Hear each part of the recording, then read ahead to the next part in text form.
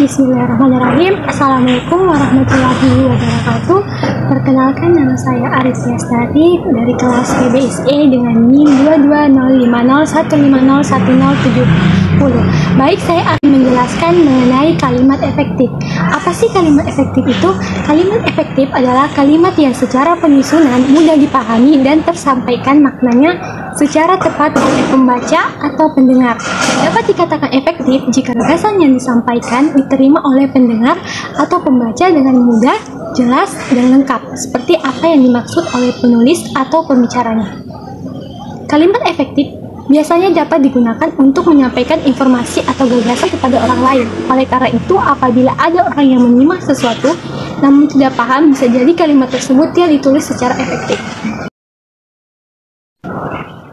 Baik, adapun ciri-ciri kalimat efektif dalam Pedoman Umum Ejaan Bahasa Indonesia dan seputar kebahasa Indonesiaan, ada 7 ciri-ciri dalam kalimat efektif. Yang pertama, minimal memiliki unsur subjek dan predikat. Kedua, menggunakan ejaan yang disempurnakan. Ketiga, menggunakan pemilihan kata yang tepat. Keempat, mengandung kesepadanan antara struktur bahasa dan jalan pikiran yang logis dan sistematis.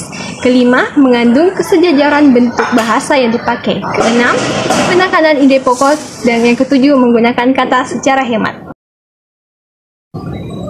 Syarat kalimat efektif. Yang pertama, memiliki struktur yang sepadan. Kalimat efektif harus memiliki kesepadanan struktur, yaitu keseimbangan antara gagasan dengan struktur yang dipakai. Yang kedua, memiliki subjek dan predikat yang jelas.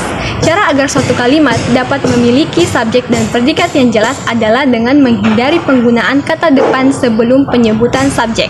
Yang ketiga, tidak terdapat subjek ganda. Subjek ganda dapat membuat kalimat menjadi tidak terfokus sehingga maknanya menjadi sulit dipahami. Yang keempat, predikat kalimat tidak didahului oleh kata yang. Pemunculan kata yang dapat menghilangkan predikat dalam sebuah kalimat. Baiklah, saya akan memberikan beberapa contoh kalimat efektif dan tidak efektif. Contoh pertama, kalimat tidak efektif. Surabaya adalah merupakan salah satu kota besar di Indonesia. Kalimat efektifnya, Surabaya merupakan satu di antara kota besar di Indonesia. Contoh kedua, kalimat tidak efektif.